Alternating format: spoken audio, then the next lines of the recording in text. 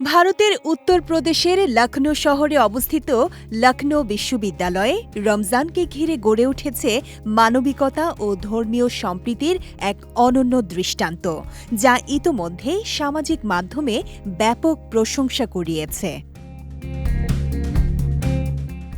পবিত্র রমজান মাসে মুসলিম শিক্ষার্থীরা যাতে নির্বিঘ্নে নামাজ আদায় ও ইফতার করতে পারেন, সেজন্য হিন্দু শিক্ষার্থীরা মানববন্ধন গড়ে তাদের পাশে দাঁড়ান।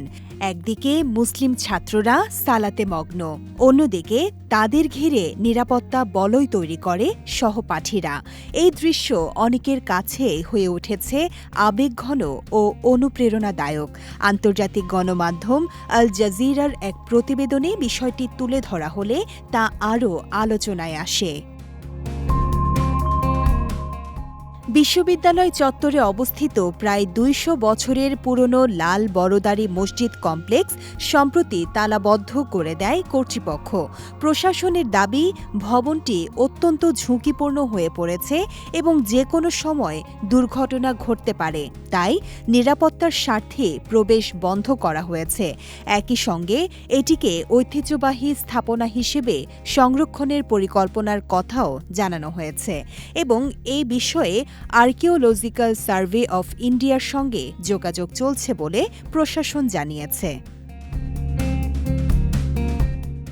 তবে শিক্ষার্থীদের একাংশের অভিযোগ, রমজান মাসে এমন সিদ্ধান্ত কার্যত মুসলিম শিক্ষার্থীদের ধর্মীয় চর্চায় বাধা সৃষ্টি করেছে এবং বিকল্প ব্যবস্থা না রেখেই একতরফা সিদ্ধান্ত নেওয়া হয়েছে। এই বিতর্কের মাঝেও যে ছবি সবচেয়ে বেশি আলোচিত হয়েছে তা হল ভিন্ন ধর্মাবলম্বী শিক্ষার্থীদের পারস্পরিক সহমর্মিতা।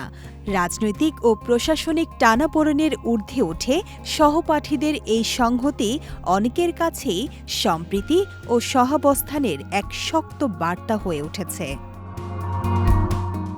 বিজয় টিভি নিউজ ডেস্ক।